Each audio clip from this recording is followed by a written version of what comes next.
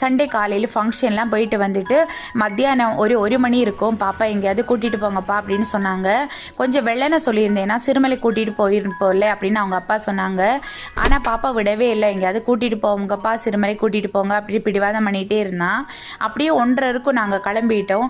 மேலே வரைக்கும் போக முடியாது, கொஞ்சம் மாதா கோவில் வரைக்கும் போயிட்டு வந்துடலாம் அப்படின்னு சொன்னாங்க அவங்க அப்பா. வெள்ளனை கிளம்பியிருந்தேன்னா அங்கே ஒரு கோவில் இருக்காமா, அந்த கோவிலெல்லாம் போயிட்டு வந்திருக்கலாம் அப்படின்னு சொல்லி புலம்பிகிட்டே இருந்தாங்க. ஆனால் இருந்தாலும் பாப்பா சொன்னதுக்காக போயிட்டு வந்துடுவோம்னு சொல்லிட்டு போயிட்டே இருக்கோம்.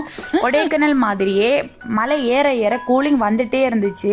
மலைக்கு மேலே இருந்து கீழே பார்க்கும்போது குட்டி குட்டி குட்டி சின்ன சின்ன ஒரு எறும்பு கணக்காக இருந்துச்சு எல்லா வீடும்.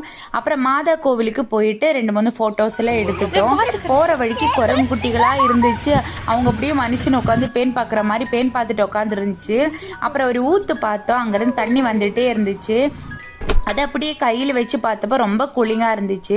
அப்படியே அங்கே ஸ்நாக்ஸ் எல்லாம் வாங்கிட்டு மாதா கோவில் ஸ்நாக்ஸ் எல்லாம் வாங்கிட்டு அதை அப்படியே பாப்பா வரும்போது குரங்கு கூட்டிகிட்டு அதை காமிச்சிட்டே வந்துட்டு இருந்துச்சு.